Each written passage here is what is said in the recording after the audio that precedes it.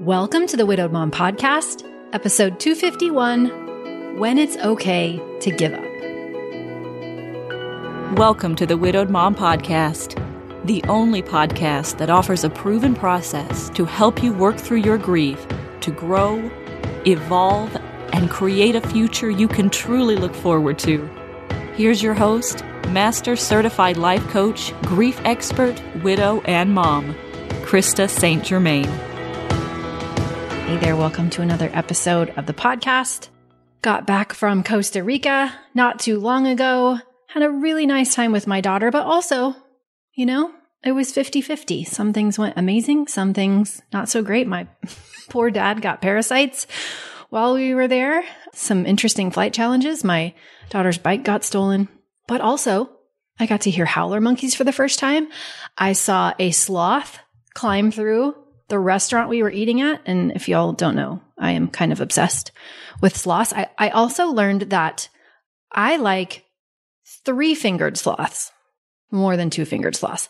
And they're not 3-toed sloths because did you know that both 2-fingered and 3-fingered sloths have 3 toes? I did not, but I have learned this. I know.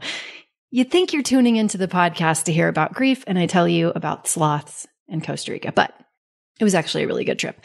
If you are not getting emails from me, you should go to coachingwithkrista.com and you should sign up for emails. And it's pretty easy to do because when you get to the website, pretty much on any page you end up on, if you wait long enough, a little pop-up box will appear and you can put your name and email address in there, and then I'll start sending you emails. But I send out a lot of really helpful emails, thought-provoking emails, interesting perspectives about what I'm learning and things I wish I had known about grief. And I want to make sure you know about it. And I actually just wrote a couple of emails about the crazy things that happened in Costa Rica and what they taught me about grief. So if you're not getting them, you can go get them. They're free. It's fun for me to do that, but I'm glad to be back. It feels like spring. Who knows, in Kansas, wait 2 seconds and it'll snow again, but it feels like we're headed towards spring. I have lots of things going on that I'm excited about. And it was a great trip. Glad I took it. Also glad to be back. So, okay, let's talk about when it's okay to give up. I wanted to do this episode because I have a lot of coaching conversations with people, widows, inside of Mom Goes On, where they are wondering whether or not it's okay to give up. How long do they keep going on something? And I think it's such an interesting question, and maybe one that you're struggling with too. Or if you're not, come back to this when you are. Maybe it will help you struggle less in the future. But here's what I often see, and then I'm going to give you a few questions that you can ask yourself that I think will be helpful. So it's okay to give up if it was your person's dream and not yours. There are lots of widows holding themselves responsible for fulfilling a dream that was not theirs, for fulfilling a dream that their person had. So maybe their person had a business. Maybe their person had a property, right, that they loved. Maybe they had some vision that was really important to them. Maybe it was really important to them to live in a particular place, right? They had a dream. They had something that they wanted that was important to them. But just because it was important to them, it was their dream, that doesn't mean that we have to keep holding on to it. It's okay to give that up.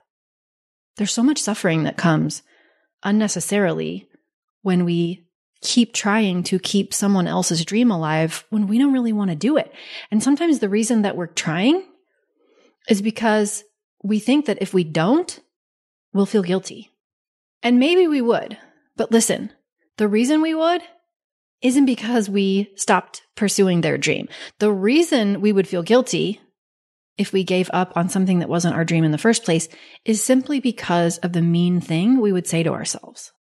We would say something like, you didn't love them enough, or you should have been smarter. You should have been able to figure it out. You're a quitter. We would say something mean to ourselves about giving up on our person's dream. And that's the reason we would feel bad. And we don't have to do that. You don't have to do that. If they wanted something in life and you're still trying to pursue it, but it wasn't yours and you don't really want it, it's okay to give up.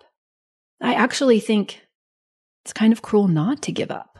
It's not fair to you and to what you want and to the dreams that you allow yourself to live into in the next chapter to keep pursuing something that you don't genuinely want to pursue. So if it was their dream and it's not yours and you don't want it, it's okay to give up. If it was your shared dream, like you were fully on board with it, but it's no longer aligned with what you want, it's okay to give up. Maybe you had a dream about the traveling that you were going to do, but you don't want to do that anymore. Maybe you don't want to do it. You're not wrong for not wanting to do it. And just because it was something that you imagined you would do as a couple, that doesn't mean you have to keep doing it. It's okay to give that up if it's not aligned with what you really want. And just quite frankly, if you're spending time pursuing something that you just don't want, even I don't care if you ever wanted it, if you don't want it now, it's okay to give it up because what you want matters. And every time you say yes to something you don't want, you're essentially saying no to something you do want, right? Every time you say yes to something you don't want, you're essentially saying no to something you do want. So if you've got a little voice that's saying, don't be a quitter, you can't give up, you have to do this, you should do this, and you don't genuinely want to do it, you can give up. Give yourself permission to give up. And here are the questions that I want you to ask yourself. Number 1, do I truly want this? Do I truly want this? And let yourself answer honestly.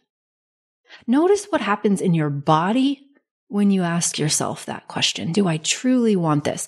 Not even what happens in your mind. What happens in your body when you ask yourself that? Do I truly want this? Number 2, is this desire coming from an internal pull or an external push? Do I feel pulled towards this thing? Or does it feel like I'm being pushed from the outside? I love that question because sometimes it can help us figure out, am I doing this because of something outside of me that really isn't aligned? Or am I doing this because I have this genuine desire coming up from inside of me? So do I truly want this? Is this desire coming from an internal pull or an external push? Question 3, what would giving up on this open up for me? What would giving up on this open up for me? I've actually been toying with something that I want to give up. And this was a question that was very useful to me in making that decision. What would giving up on this open up for me? Because sometimes it's so easy to be in the doing and the problem solving and the trying and the quest that we don't really let ourselves contemplate what else would we do with that time? If we weren't pursuing this thing that we don't really want to pursue, if we actually gave up on it and let ourselves off the hook because we don't really want to do it anymore, what else might we do with that energy and that effort and that time? What would open up? And then if you're still feeling any resistance after all of this, ask yourself this question. If I allowed myself to give up on this, could I be kind to myself? If I allowed myself to give up on this, could I be kind to myself?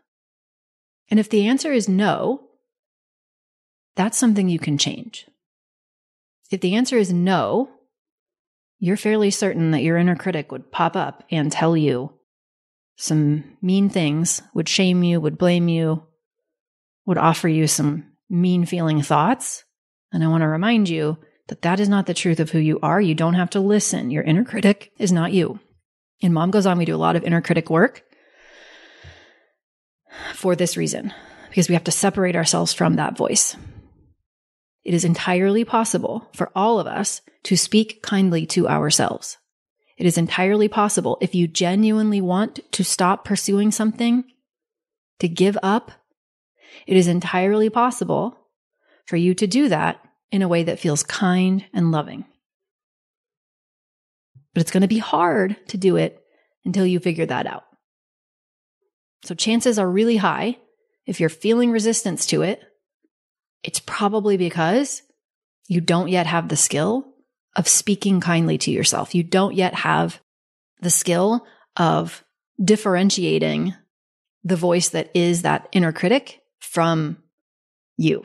You're just used to listening to it. All right. So do I truly want this? Is this desire coming from an internal pull or an external push? What would giving up on this open up for me? And if I allowed myself to give up on this, could I be kind to myself? Because truly, there is nothing like spousal loss to help us reevaluate our priorities. There is nothing like spousal loss or partner loss to help us get back in touch with what we want and to realize that life is short and precious. And I just want to offer that if there's something you've been telling yourself you can't give up on, you have to pursue, but you don't want it because it was their dream and not yours, or it was a shared dream, but it's no longer aligned with what you want, or you just don't want it anymore, then you can say no and you can give up. And you can be so, so proud of yourself for doing that, because it might be harder to give it up than to keep pursuing it in some ways, right? You could be so, so proud of yourself for doing that.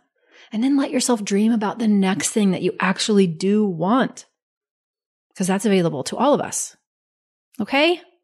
That's what I have for you this week. Listen, if you haven't applied for Mom Goes On, I hope that you will. I genuinely want you to have that program. It is amazing. I'm recording this and it will release on the 18th of March, which means there might still be spots available for the small group that starts in April. And now would be a great time to apply. You can go to coachingwithkrista.com/work with me, and you'll see the application there. It takes 5 minutes. You'll know very quickly whether it's a good fit for you or not. And I encourage you to do it. I want you to have it if you want it. All right. I love you. You've got this. Take care, and I'll see you next week. Bye-bye.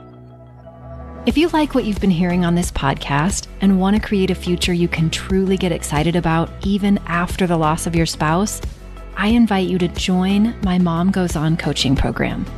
It's small group coaching just for widowed moms like you, where I'll help you figure out what's holding you back and give you the tools and support you need so you can move forward with confidence. Please don't settle for a new normal that's less than what you deserve. Go to coachingwithkrista.com and click Work With Me for details and next steps. I can't wait to meet you.